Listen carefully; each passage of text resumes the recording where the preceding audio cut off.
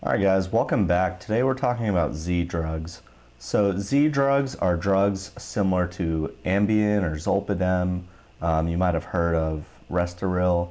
So Z drugs are similar to benzos. They work on GABA receptors in the brain and therefore they are an inhibitory drug. So these are depressants.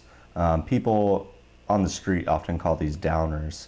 So the idea behind Z drugs is that they are supposed to be more selective for sleep and less habit forming. As a reminder, both Z drugs and benzos, they act on this GABA receptor here. And overall, they're gonna increase more chloride within the synapse. As far as where GABA receptors are found, they're basically found in almost any synapse in the brain, but you typically see them much more in things like the cerebellum, the hypothalamus, and hippocampus. So you want to be thinking about memory, executive functioning, balance, gait, personality, things like that. In a nutshell, they calm you down and they disinhibit you. So think about what happens when you drink, essentially. Now, just as a bird's eye view on this, so we're focusing much more on the GABA A subtype. Now, there's also a B and a whole analog subtype. So essentially you want to think about us as basically being in the alcohol, barbiturates, and benzodiazepine family whenever we think about Z drugs. On the other hand, on the other categories, you want to think about things like gabapentin or seizure medications or muscle relaxers. Now I want to call your attention to basically propofol. So if you have a high enough inhibitory effect on the brain, you can see how this would literally cause anesthesia. Unfortunately, GHB, a date rape drug, is also basically in this category. And we'll touch a little bit about that in the future. So as far as what the Z drugs are, so basically you have Ambien and Lunesta, and you have the generics as well. One thing I want to call your attention to, so all of these work within 30 minutes of taking them. So this is really a key when you want to be counseling your patients that, hey, you want to take this about 30 minutes before you want to fall asleep. So not an hour before, not 2 hours before. And one thing I want to call your attention to is if you think about a half-life, so a drug takes about 3.5 half-lives to be cleared from the body. So technically, none of these are really gone in the morning by the time you wake up, but most people don't feel like on Ambien they're fine by the morning. Lunesta works a little longer.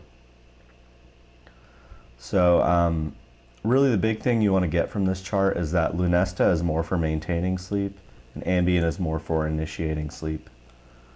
Just as a comparison, so we talked about drugs with half-lives of maybe 4 hours. I want to compare that to Xanax, which is about 15 hours. And then if you want to go even longer, something like Klonopin, which can take about a week to be eliminated from the body. So you can see how the shorter half-life, in my opinion, actually increases the abuse potential, but for most people they feel like it's not as addictive as something like Xanax. So big idea is that all of these drugs can be habit forming. They can cause physical dependence, and all of them put you to sleep. Where the difference is whether something causes rebound insomnia. So when you stop taking it, is it harder to fall asleep? The answer for most of them is yes. And really the longer the half-life, the more something is going to encourage sleep maintenance. So that's another thing to think about. In a nutshell, Ambien is short, Lunesta is long. So the L for Lunesta is long. And Lunesta, just to remind you, is also called ezopiclone. Now, really the thing I want to touch on is, are Z drugs safe? So let me just present some evidence. So if you go on the Ambien subreddit, I'm not claiming this is scientific, but you'll see lots of people just have really weird, wacky experiences while they're on this medication. And some of the things you want to warn your patients about is they might drive in their sleep. Obviously, that's very dangerous. They might walk in their sleep. It's a little more safe. And then also you can be at a higher risk for contacting STDs and STIs, which I think the implication there being you might have sex in situations where you otherwise wouldn't. So some of the side effects of Z drugs, definitely have headache. Rebound insomnia might be really important to counsel patients on. Essentially, if they stop taking this drug, it'll be harder to fall asleep. Where I think a lot of the weirdness comes from is you definitely get some very odd dreams while on Z drugs. And then some people can have a fugue state. So they're not aware they're impaired, and they're also not forming memories. So they might have family members being like, hey, do you remember last night when you literally left and no one knew where you were? Or things like sleepwalking. Obviously, there's a depression and suicide risk. So these medications are not without risk. The other thing to touch on is that they utilize the CYP3A4 pathway for elimination. So really where you can get into trouble with this is combining them maybe with drugs that you might be on for breast cancer, or it might mess up some of your anticonvulsant levels, which could cause a seizure. It can get in the way of warfarin metabolism, so you can get supratherapeutic INRs. And then also, if you look here, interacting with fentanyl is not good. So I think the other point is, are these any good for long-term sleep? And so in the BMJ Open, you had this study by Solomon. And basically what they did is they looked at essentially 238 women who started the sleep medication. And it was a self-reported study, which obviously has its limitations. But essentially after a year, the people who had been on Z drugs for about a year, their sleep ratings self-reported were really not much better than those not on the drug. So women who initiated sleep medications, they rated their sleep disturbances similar after about a year. So essentially what they found is that Z drugs are not effective in the long term. You can see some of their data here. So where does that leave us? Z drugs, there's literally no one debating that they're not habit forming.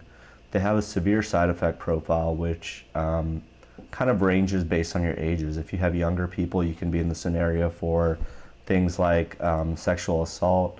If you're older, you can have nighttime falls, odd dreams, dementia, parasomnias, altered mental status. And they also have significant diversion potential. There's a lot of people, even like affluent people who you might not think of as conventionally drug seeking, will pay a lot of money for these. The other thing is that cognitive behavioral therapy and sleep hygiene, those should be the cornerstone of any sleep regimen. Lots of people do use them safely.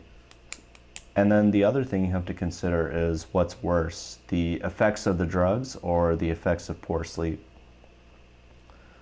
Really, I think the final thing is they should be used in short pulses. That's really when these things are the best. So a good way to use them might be, a week that you've moved into a new house, or 1 day for jet lag or things like that. You really don't get much benefit in using these past a few weeks. And the rebound insomnia can really be dangerous. So just wrapping up, Z drugs, mostly they're zolpidem and azopiclone, so Ambien and Lunesta. Lunesta has a longer half-life. They work on the GABA receptor similar to benzos, but have a much shorter half-life. They have lots of side effects, including depression, odd dreams, rebound insomnia, and daytime anxiety. They interact with a lot of medications, and they don't work that well long term. Thank you, guys.